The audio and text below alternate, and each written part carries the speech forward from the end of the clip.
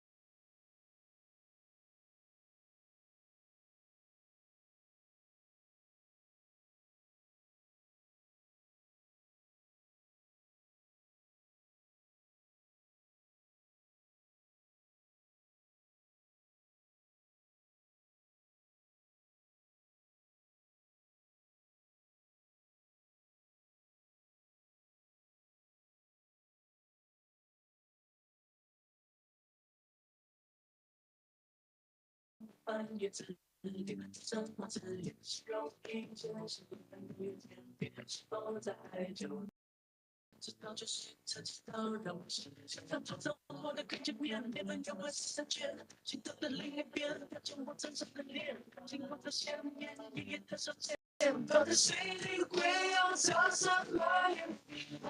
有一种温暖的爱，让你难过，我却还不长，你到了茶，一种迷恋的温暖，现在对你说我的只听爱。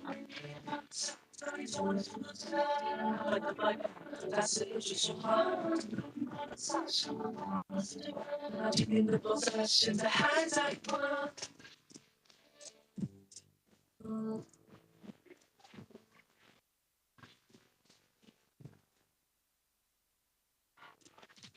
见面了，半夜自己生活自理，其中一件事太久远，直到就是才知道，让我想到坐在我们看见面，面对面我三圈，心头的另一边，看见我真实的脸，紧握着想念，爷爷的手牵，泡在水里会有潮什么样？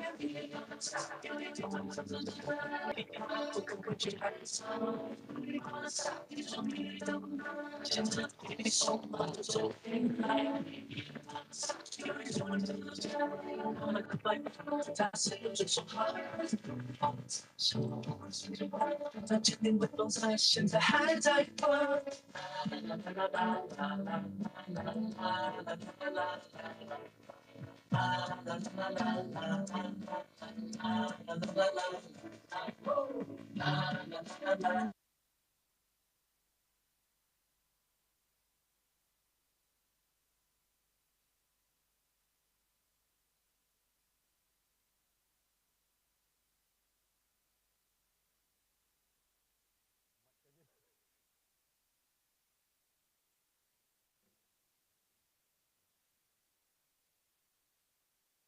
Okey.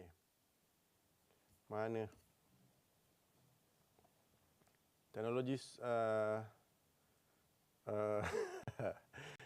hilang ngantuk kau. Apa nama teknologi SEO dah pun hilang dalam video. Okey. Mungkin dia pergi sambung tengok mak kilau kot. Okey.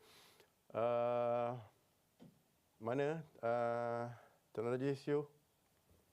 Ada tak? Mistik kau ni. Ya Allah. Aku bergaul kepala ni. Apa nama, mana teknologi SEO di mana anda ada calling for teknologi SEO? Ada tak? Tak ada. Satu. Teknologi. Dua. Teknologi SEO 3. Tak ada Allahu Akbar. Baik. So tak apa. InsyaAllah. Walau bagaimanapun mungkin line di sana mengalami gangguan kita. Ya kan? Memang tak ada kan? Memang tak ada Ura-ura nak masuk pun tak ada kot Baik. Okey, so kita ucapkan berbanyak-banyak terima kasih kepada teknologi SEO, okey, di atas dah ada dah. Mana?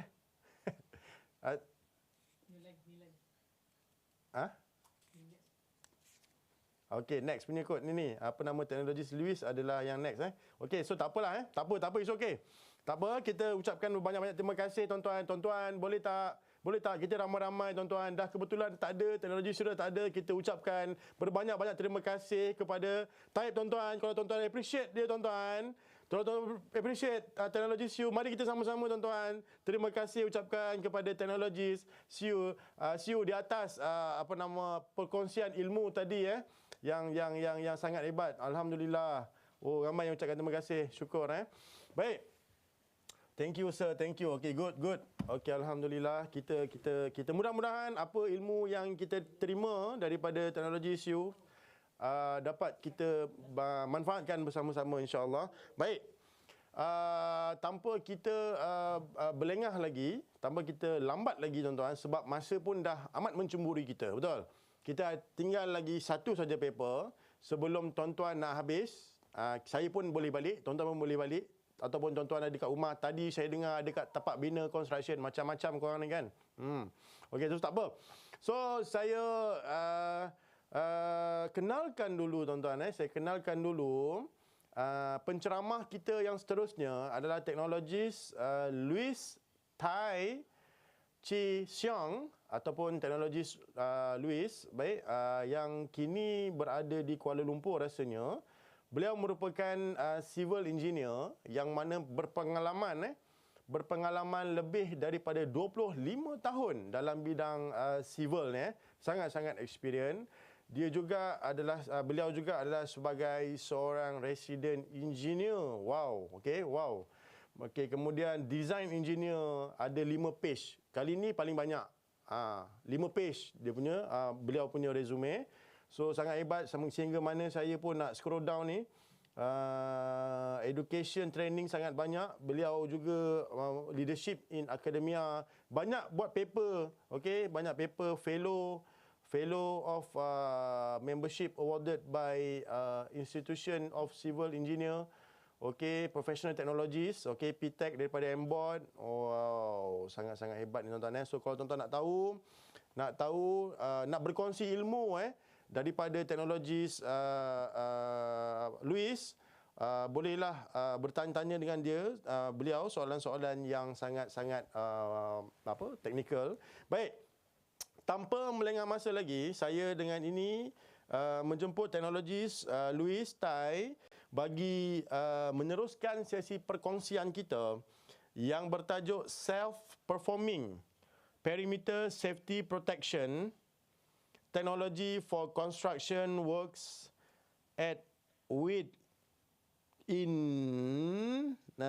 pun tak nampak dah. Kocik warna. So, dipersilakan. Thank you very much. Everybody can hear me, right? Testing? Yes. All right. Okay, good. Okay. Good afternoon. Okay, this is the last paper, and I normally talk in more high tune. My name is Louis Day. I have been working hand in hand with JKKP for several years. I think some of you probably have seen me before, and I apologize if this topic you heard before. I do several topics, including BIM and all this kind of topic with JKKP. Thank you very much again, the organizer and the audience, for those who stay until very late afternoon to wait for me. Okay, so thank you again. So the topic today is talking about working at heights. Which means when you work at the height more than 6 feet, you have safety challenge and things like that. And today we have seen some common new approach for construction work when we work at height. So I'm discussing this paper, and the talk will be divided into if you just cannot see or any issue, just shout. But otherwise, I will try to make the whole thing go smooth. We talk about three part. What is the challenges in the market behind the development of such a method or technology, and the technology itself, and also the what are the guidelines and the governance that have been created for this so far. So first, we want to talk about the background, okay, the safety challenges of this thing. And this is a very common, these two pictures shows a very common view of a construction site nowadays.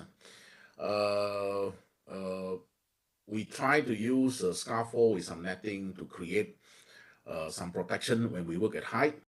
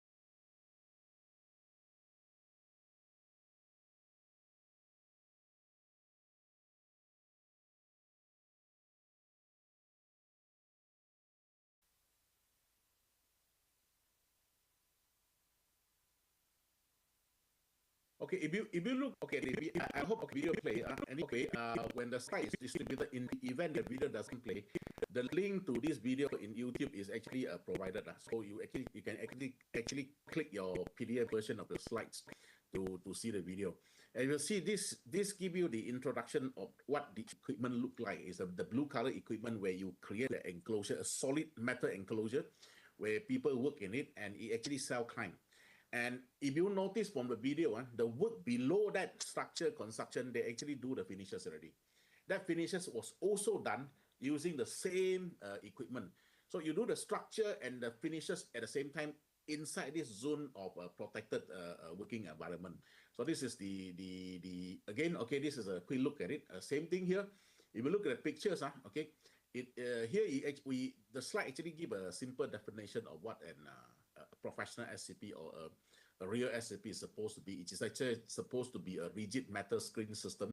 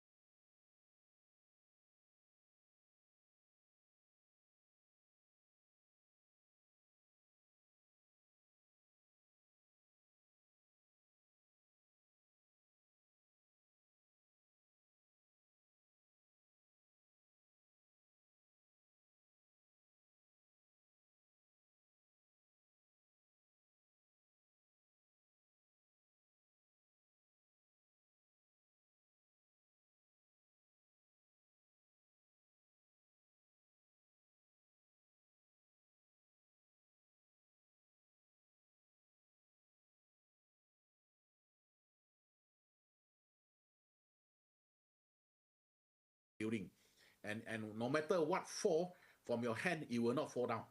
That is the principle of it. So this is the brief anatomy of the system. It has got a structural system. system, which is fully metal, lifting system, which is by the chain block, and at the end of the chain block, which lift the equipment, there is a load sensor, so that when you pull the equipment out, you don't over pull.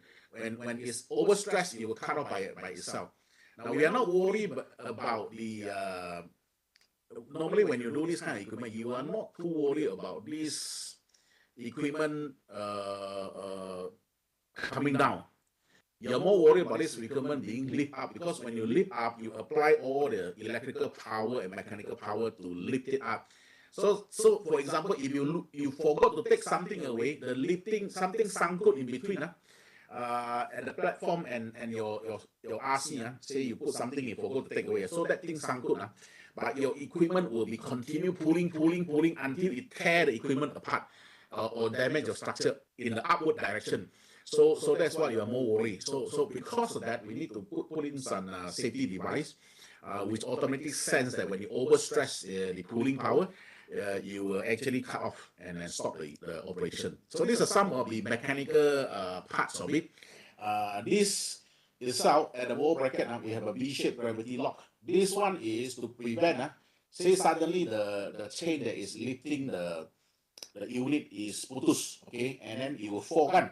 So when it fall, this thing will come in. This gravity lock will jump in and lock the unit now from falling down. So when you actually pull the thing up, it will open up by itself. But when suddenly you come down, this thing will stop the falling. So this is some of the safety device. It's compulsory to have such device. And overall, when you implement this system, you use this. What you earn is you actually get a much enhanced workflow, a much coordinated workflow. So your coordination of work,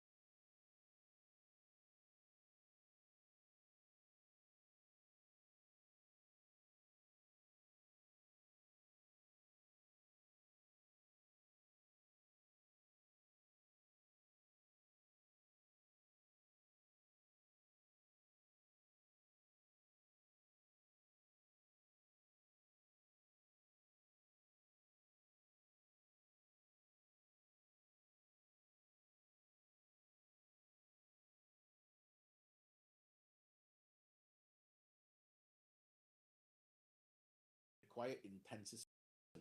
So this is the conventional scaffolding. As in the SCP, it is designed is very rigid, a self-supporting structure itself. It itself is actually a steel system. So it interface with the RC structure that is the construction proper itself. And the climbing is very fast. Okay, it's just a half-day operation, and it's speedy and it's self-performing by itself.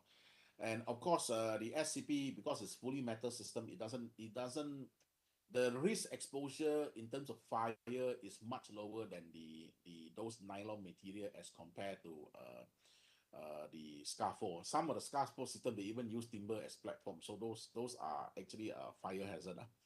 And finally, in conventional scaffold system, you actually need to deploy a lot of material to cover 100% of the external building surface, because if you really follow the rules, the structure would be covered with scaffold.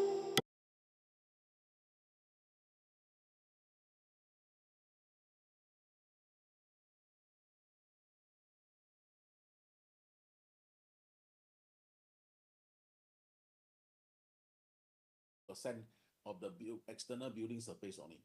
So what I'm saying is, if scaffold system, you have 10,000 meter square of area, external building area, you probably need 10,000 or half of it, the material to cover that half of the area. But if you are using an SCP, you probably need about 15% of the 10,000 meter square area that you need lah.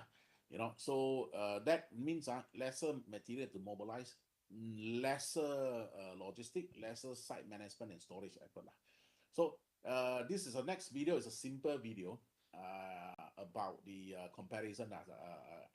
I'm not sure everybody is still there. If people really lost a slide or people really can't see the video or anything, can you let me know? At least we can do a checkpoint at this point. Presuming everything is okay, I will move on, right, Mr. Moderator, gentlemen and ladies and gentlemen. Okay. No, okay, thank you. Okay, so next, okay, I'll move on.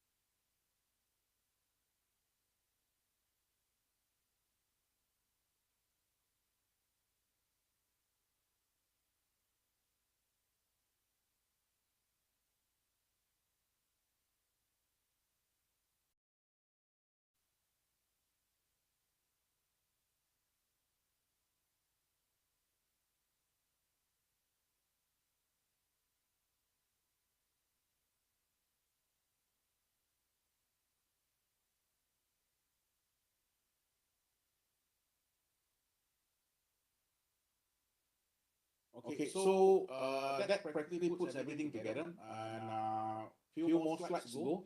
Here, you can find this documented in the guideline. So we have done a comparison, taking a simple building that was from an actual case study. I was also in the committee who actually produced the guideline, representing CAM, and we actually produced this comparison of same building. If you choose to use scaffolding, and if you choose the SCP, what is the cost benefit the study as requested by JKKP.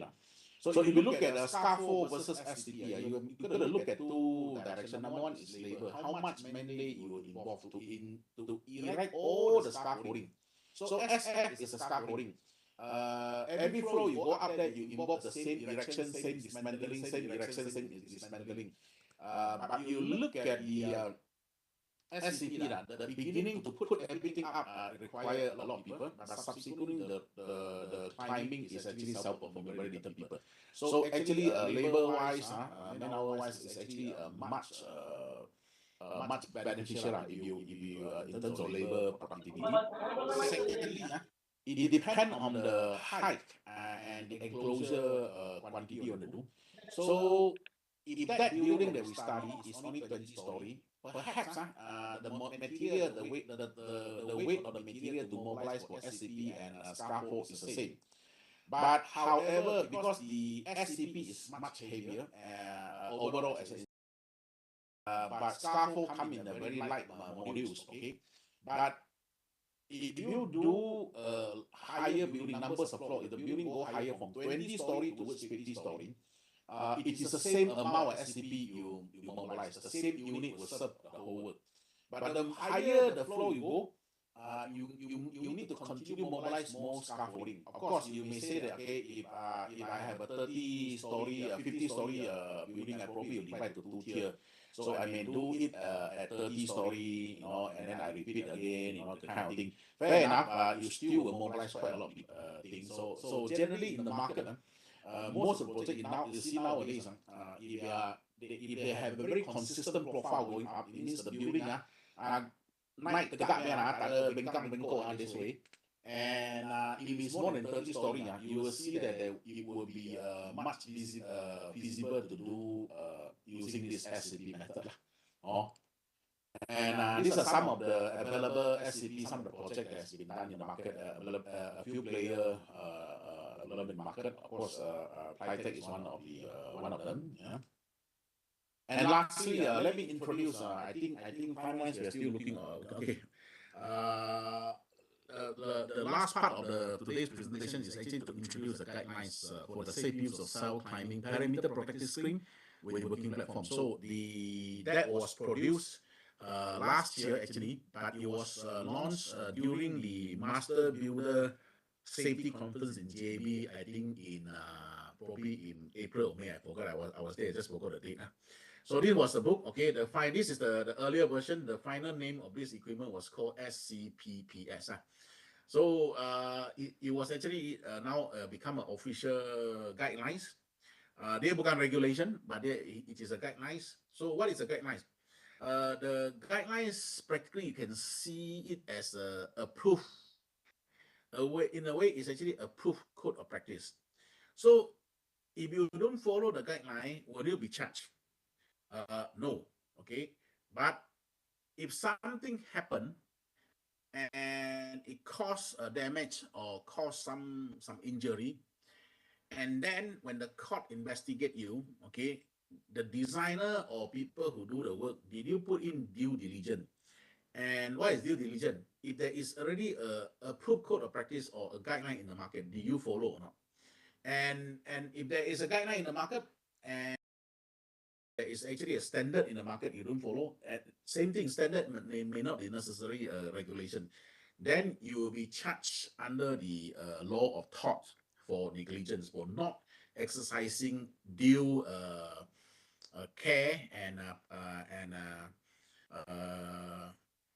what do you call it, tanggung jawab untuk do something at the best practice lah. So anyway, let's come back to this. The target for this guideline is actually to minimize the chance of errors being made, but to maximize the discover if they are made. That's the principle of good practice. So doing something wrong, we try to minimize it. But they are also checking SOP. If you did something wrong, something it can be found.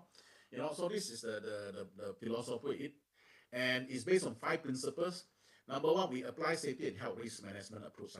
So, and this is also in alignment with the general principles of prevention, which is coming in soon, OSHIM. We regulate the adoption of relevant engineering standards. So for the product itself, you know that just now I said that the equipment is actually steel structure. So you have to follow certain product standard or code for steel structure design.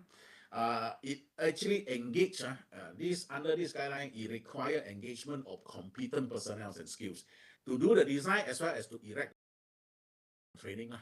And it also adopts safe operating system SOP procedures in terms of the workflow and work processes from top to down to make sure people know how to do every step correctly. Finally, it has given a very clear responsibility, clear definition of roles, clear definition of responsibility of all tasks across the entire life cycle. A lot of time, I'm also very much involved in temporary works and in a way. A lot of time, you look at scaffolding, you look at force work. shoring system when an accident happened, a lot of investigation find that the design is actually adequate. Okay, there are one or two cases where the design was a bit negligent, but most cases is actually the checking wasn't done, but people signed the form blindly. I have investigated a case of forcework failure. It is done by one of the biggest company, biggest project management. Everything is the established one. But however, the PTW permit to work was signed by 5%. But the only reason for it to fail is it wasn't erected the forcework according to the drawing.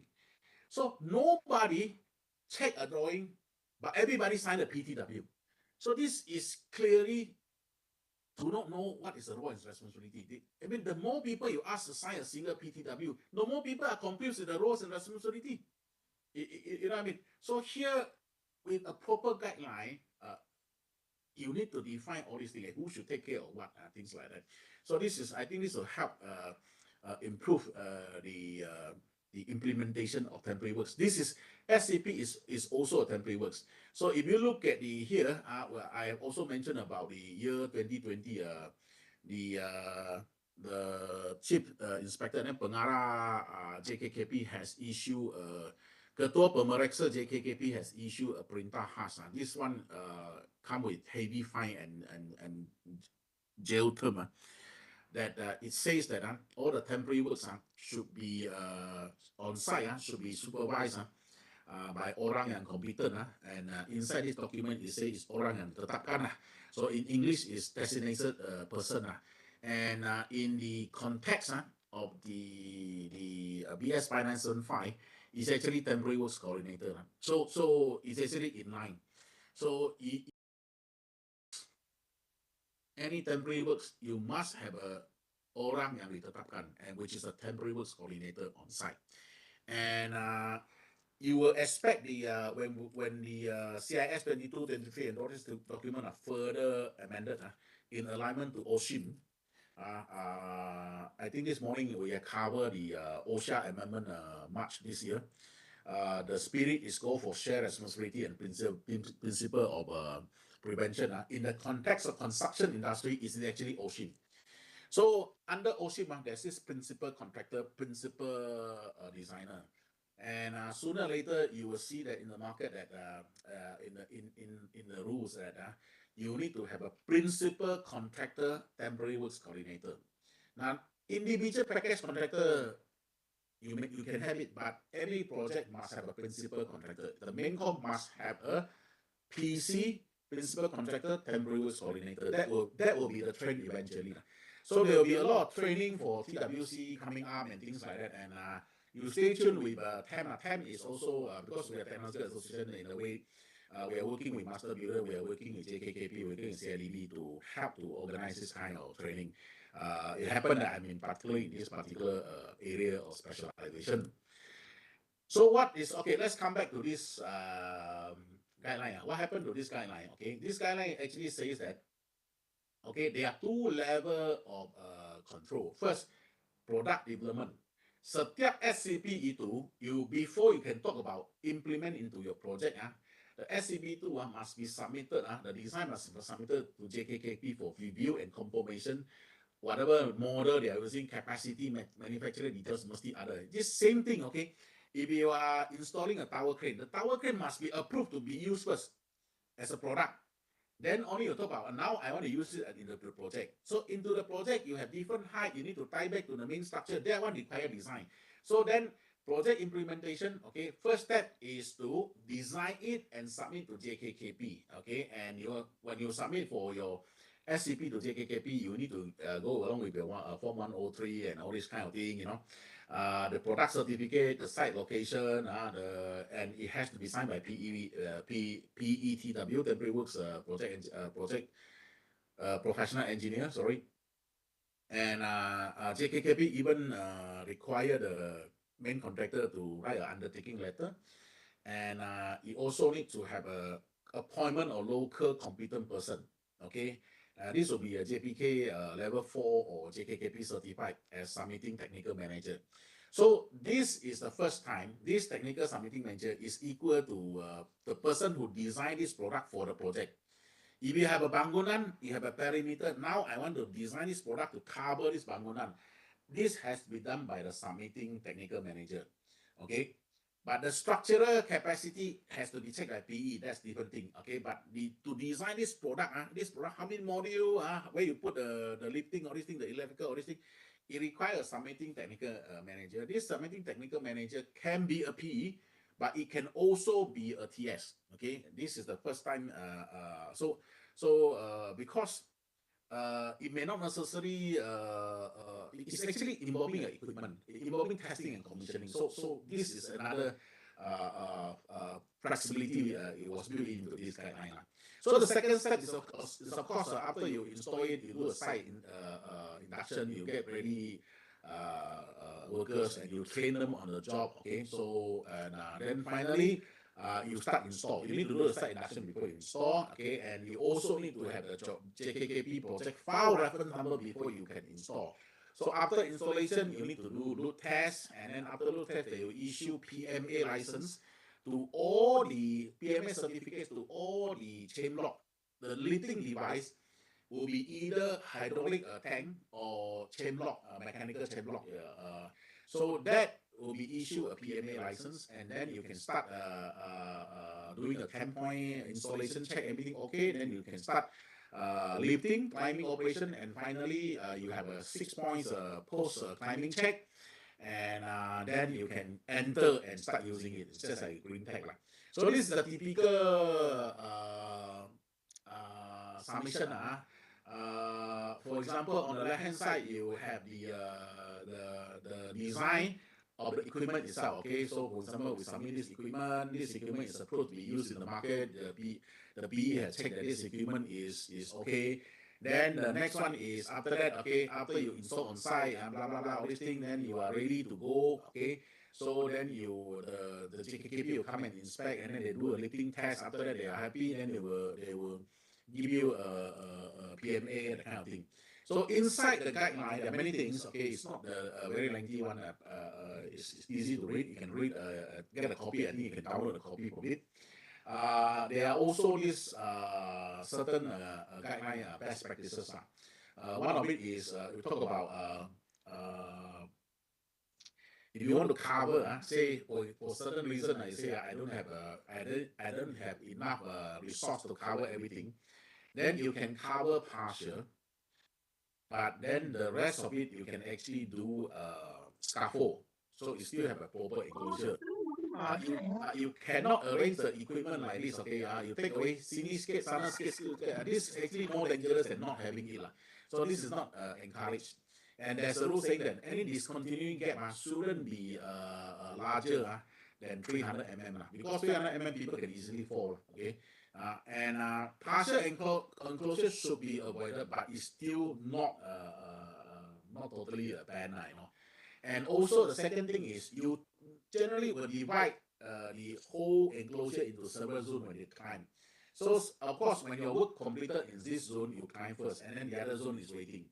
But what is actually encouraged is your zone between one zone and another zone, try to keep it between one floor. Otherwise, the interface of the zone is actually a hazard. People can fall from there. Then you have to devise, you have to close up that interface between two zones. So these are some of the good things. And a lot of risks from a proper metrics was given inside here for the user, like safety officer or project engineer. When you want to do your RA, risk assessment, this will help you to give a thought. Okay, these are the possible risks. So inside that guideline, there is all this thing.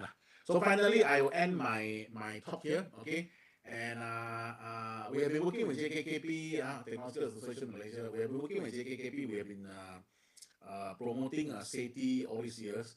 And our team is the way going forward for construction industry is actually to harmonize safety and productivity and technology. Ini technology nak pakai ini, the purpose is to harmonize safety and productivity. Kalau pakai teknologi sih itu you do not become more productive, or there is no safety improvement. I mean, there's no value for that. So that will practically end my presentation. Let me turn off my presentation. Okay, so that practically end my presentation. Thank you very much, ladies and gentlemen. You have been a good audience for staying until now. Okay, and I will open to question and answer. If there anything, just let me know. You can type it or you can just shout a bit. I think you have been sitting here whole day. They probably want to make some noise, or be happy, perhaps because this particular webinar, the theme is on technology to enhance safety. Okay, but I think for people who are practicing safety or project management or construction management, here, what is catching our attention here is over the last few years, okay, I gurau sikit lah. Last few years kan ini physical activity tak ada banyak kan. So what our authority here do, a lot of them is they come up with a lot of regulation. Dia ada masa lebih sikit to give up paperwork lah. So there are actually a lot of regulation, a lot of construction industry standard being published. So it is quite a challenge to catch up with all these things. Like there are CIS 22 on SCAR 4 has been renewed. CIS 23 on this force work has been revised. Original CIS 23 is force work and formwork. Now they split it to 23 on force work and 24 most likely on formwork. There is also a publication of a productivity measurement for building project. I think that is CIS 30. All these things, eventually, if you guys, like people like us, we need to comply, it will be a lot of knowledge gap to close up, So TAM has been working in all the national committee on this thing. We can help, and also as well as OSHIM. I personally, I'm from the construction industry. I'm quite excited with the fact that we are implementing OSHIM, and OSHIM is empowered by the new amendment in OSHA. So OSHIM is a very important principle.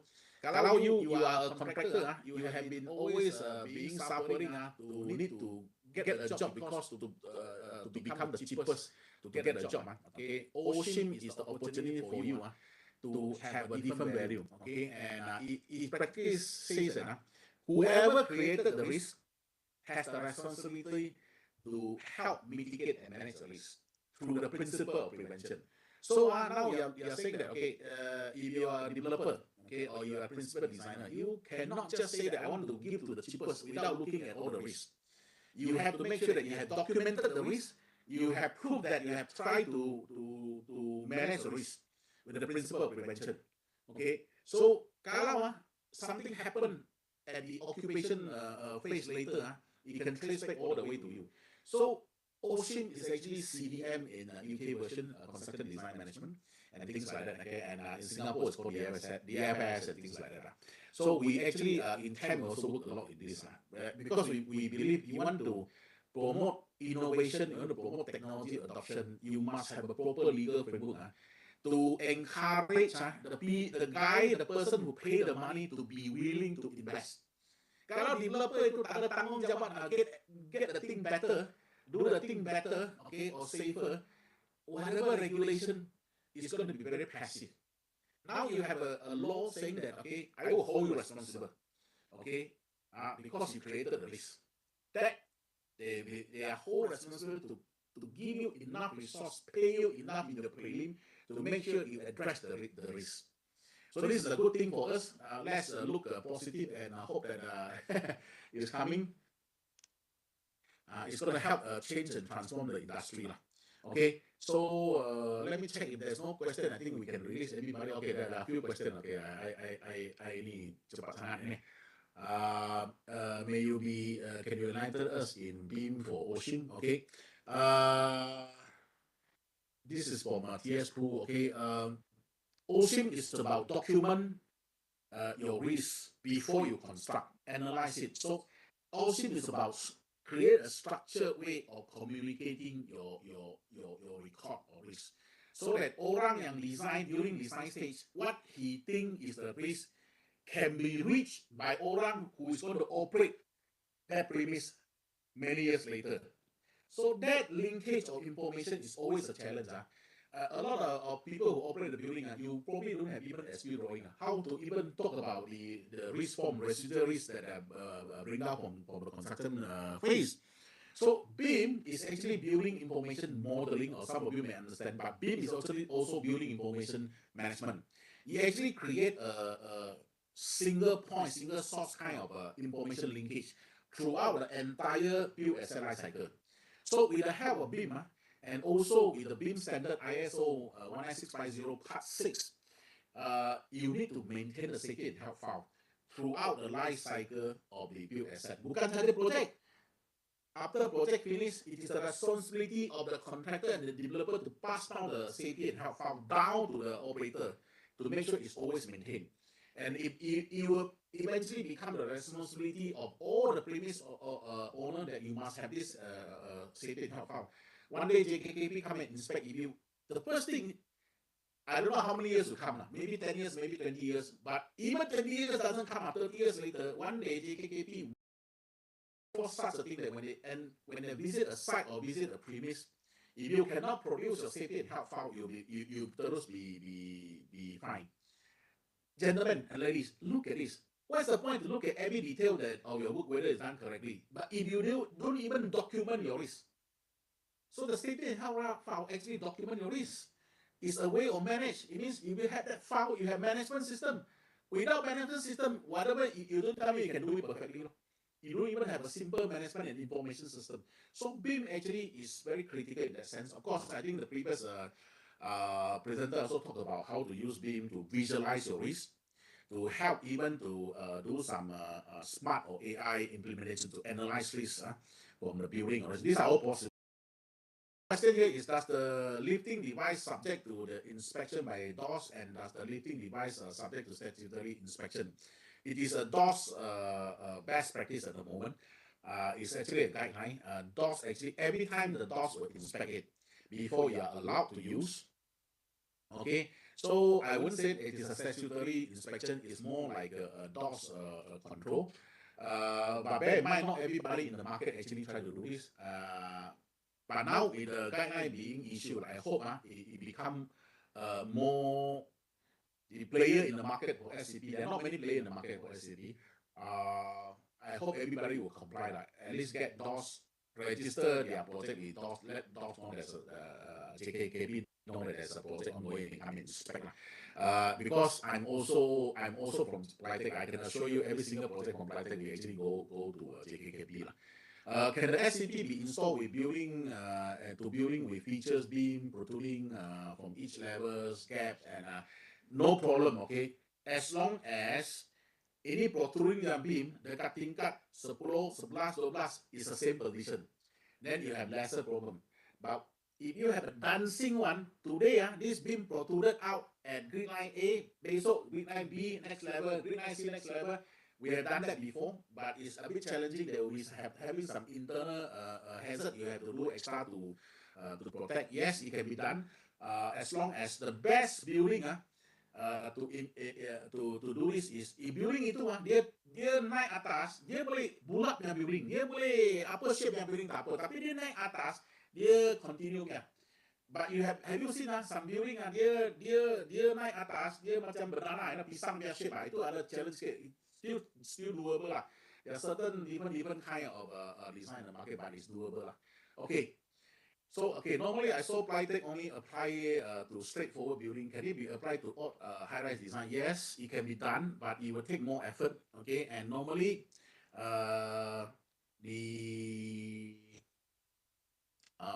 we have done in Thailand, Bangkok. We have done one that ini building nampak straight, tapi at 22 story 22 to 24 there is area come out, one box come out about 2 meters. And then after that flat again. I mean the kind of design, architect all kind of design. So what we do is, when we climb to your 22 floor, we use hydraulic to push out this thing, and then it climb again. After the whole thing past 24, we use hydraulic to pull it back again. So this is one challenge. Of course, the banana shape one is also another challenge. We have not done that, but we have seen it be done. Okay. Does the lifting device subject to be inspected by DOS and the lifting? Yes. Okay, sorry, that's answered already. All seems the same.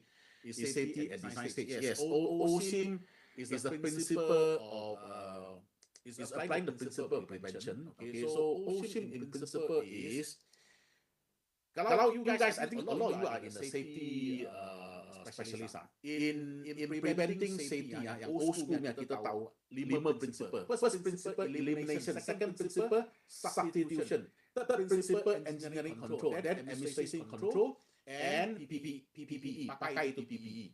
Apa yang safety officer buat dekat saya last two, administration control and PPE. Now I ask you, by wearing PPE and signing a lot of form permit to work, did you actually get rid of the risk? You actually protect, you actually give your chance to check if the risk is there to minimize the risk. But sometimes the risk is there is always there one. If you need to construct, okay, you need to go and change satu lampu dekat 6 meter tinggi, the risk is always there one. So you need to do a lot of protection, do this to go up there. But the risk is always there. So what's the best thing to do is don't do the lampu dekat 6 meter atas naik, bring it down a bit, cannot, or do some other way. Or turunkan lampu itu rather than you go up, that kind of thing. This can only be done by designer. And if you actually get rid of the lampu, you use principle number 1, eliminate. If you change the lampu to other design or other type, you do principle number 2, substitute. Thirdly, only you use engineering control. Okay, engineering control is something like you change the lampu that is tak boleh rosak whatever lah. Or we talk about another example is very commonly you have.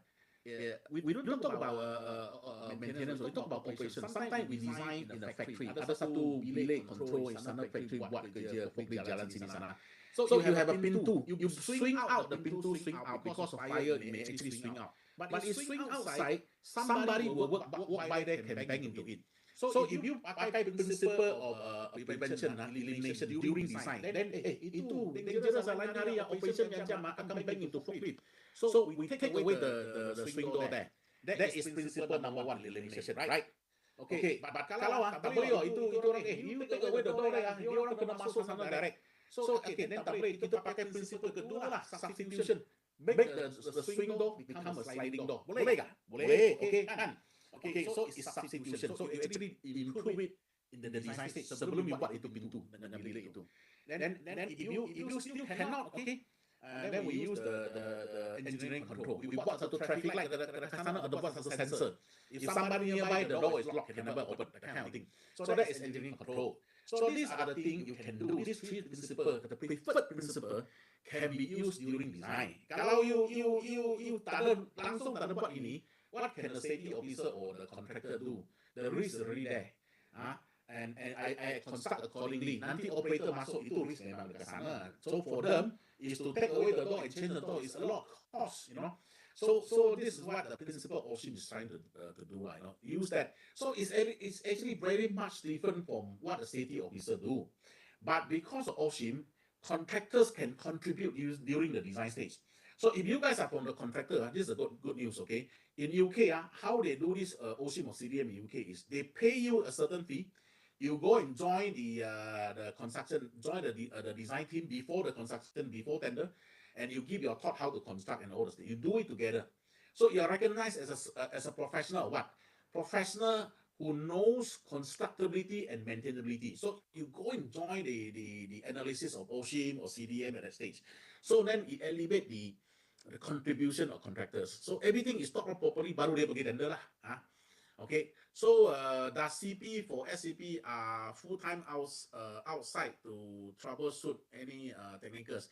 At the moment, the requirement for CP, or actually we call it a supervisor for SCP, has to be trained, and he has to have a full-time guy on site, especially when you are climbing. So at the moment, for example, Prytech, they actually have a guy everywhere, you know, and so at least when they are climbing, there will be a guy who supervises it. Okay, this guy are well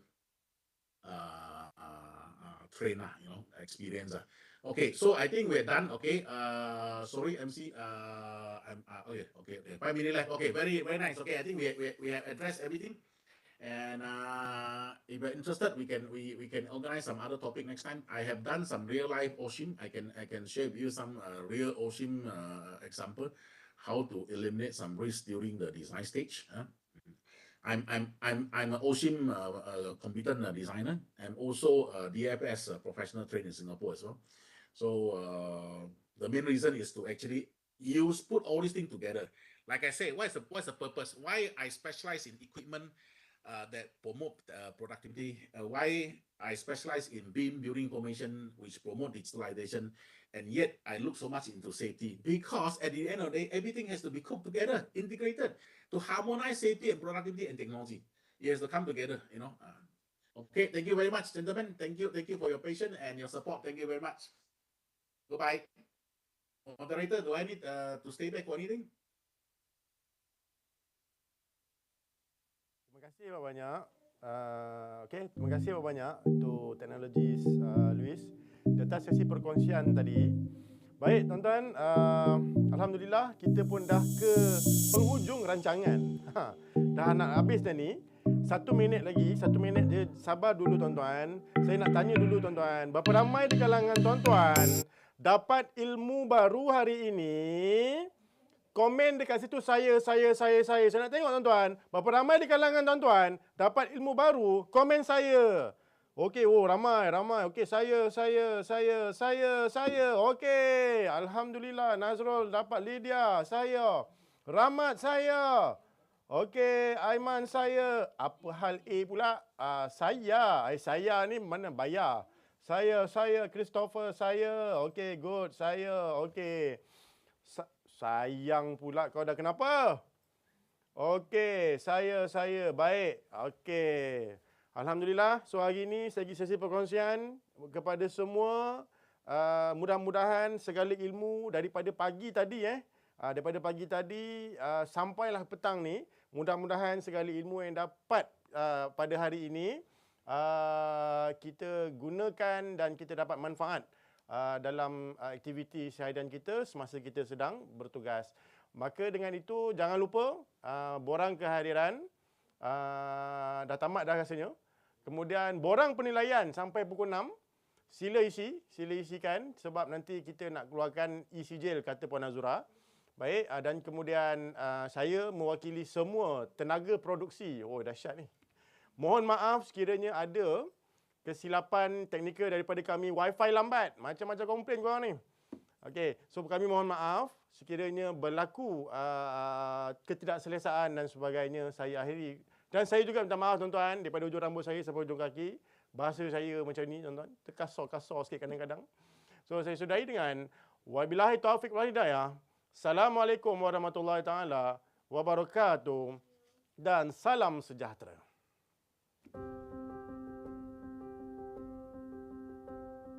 Kalau saya lihat pada mula saya bersama-sama dengan jabatan pada ketika itu tahun 86 dan di keadaan keselamatan dan kesihatan pekerjaan pada hari ini, saya rasa hak KKP negara jauh lebih baik kalau bandingkan dengan tahun-tahun sebelumnya. Jadi contohnya pada tahun 2004 dulu, kalau kita lihat kadar kemalangan pada ketika itu adalah 5.84 per 1000 pekerja. Dan kita lihat pada tahun 2019, kadar kemalangan menurun pada 2.71 per 1000 pekerja, mana menurun sebanyak 53.6%. Besar penurunan tu. Itu kadar kemalangan maut 7.17 per 100,000 pekerja, menurun kepada 3.83 per 100,000 pekerja, menunjukkan penurunan kadar kemalangan maut kepada 46.6%. Satu penurunan yang sangat besar, menunjukkan jugalah orang kata penambahbaikan yang signifikan dalam konteks peningkatan tahap KKP negara. Setelah 27 tahun, Akta Keselamatan dan Kesihatan Pekerjaan 1994 dikuatkuasakan, ia telah banyak mengubah landscape KKP negara dengan menurunkan kadar kemalangan pekerjaan dari tahun ke tahun. Kita dapat melihat 3 KPI. Satu dari segi kadar kemalangan, ia telah berkurang. Keduanya adalah kadar kematian. Ia juga telah berkurang sebanyak 46%. Dan terakhirnya adalah pelaporan penyakit dan keracunan pekerjaan yang mana ia telah meningkat sebanyak 2,990%. Ya. Kita lihat dalam laporan OMP yang lepas, kita punya laporan kemalangan di tempat kerja kewangan. Ini menunjukkan bahawa fungsi berjalan dengan baik, banyak membantu negara kita lah dalam keadaan kita punya pandemik COVID-19. Sebagai aktiviti rutin kita di jabatan ini, sebenarnya kita menguasakan beberapa akta yang besar untuk memastikan tempat kerja adalah selamat dan sihat untuk orang bekerja. Jadi di samping itu kita juga perlu menyediakan satu program penguasaan yang lebih strategik. Nah, ini yang kita rasa yang kita perlu menyediakan satu pelan induk keselamatan dan kesihatan pekerjaan. Dari segi konteks dalam hal pembangunan pelan induk KKP negara ni sebenarnya dia telah pun bermula sejak pada tahun 2005 lagi, 2005-2010. Kemudian seterusnya OSH MP 15 pada pelaksanaan pada tahun 2011 hingga tahun 2015.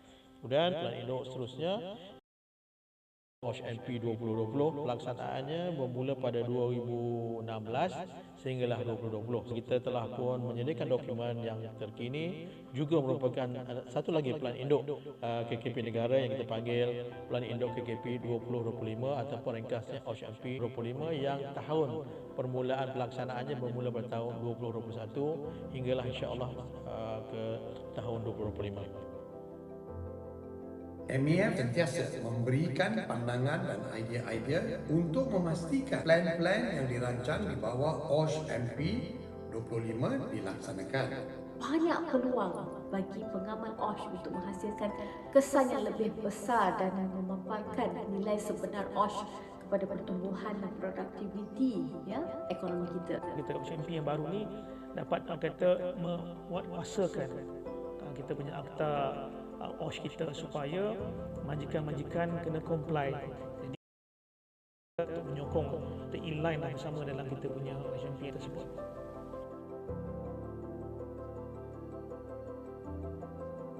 Setiap kali kita membangunkan pelan induk KKP ini, kita ada objektif yang kita sasarkan. Dan pada kali ini kita lihat OSH MP ini bertemakan kepada KKP inklusif, yakni kebersamaan dan komitmen. Di mana pelaksanaan OSH MP 2025 kali ini agak unik kerana ianya melibatkan semua pihak yang berkepentingan, yang di antara jabatan dan agensi kerajaan, persatuan-persatuan industri, persatuan-persatuan pekerja, kemudian melibatkan juga profesional-profesional KKP dan juga orang-orang kompeten yang dalam sistem KKP negara, dan tentu juga yang paling penting melibatkan pekerja dan majikan.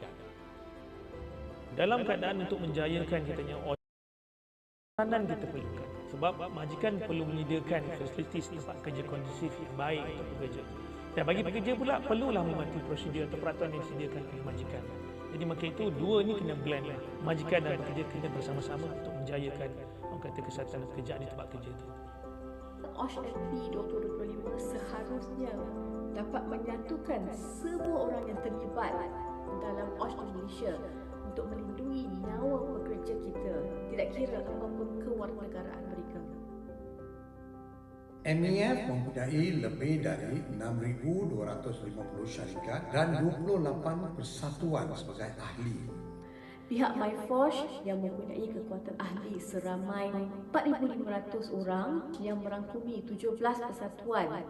Di bawah M2C kita represent lebih kurang 15 juta pekerja dalam negara kita. Kita memang ada wakil dalam JKPP.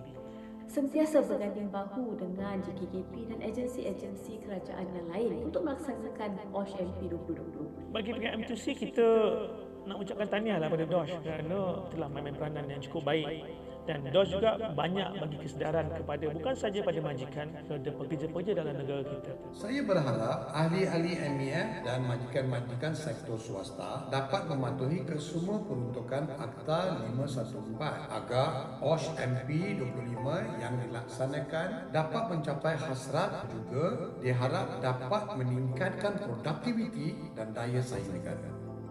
5 tahun akan datang, saya berharap Malaysia menjadi sebuah OSH hub yang ternama di rantau Asia ini, yang banyak negara lain membuat rujukan kepada kita. Dalam suasana kita berhadapan dengan pandemik COVID-19 ini, kita mempunyai kekangan dari segi gerakan dan sebagainya. Kita perlu melihat alternatif yang lain dalam konteks yang kita boleh laksanakan juga program aktiviti tersebut, tapi dalam keadaan norma baru dan sebagainya. Yang penting kita perlu pastikan matlamat yang kita sasarkan dalam pembangunan hidup ini dapat dicapai dengan jaya.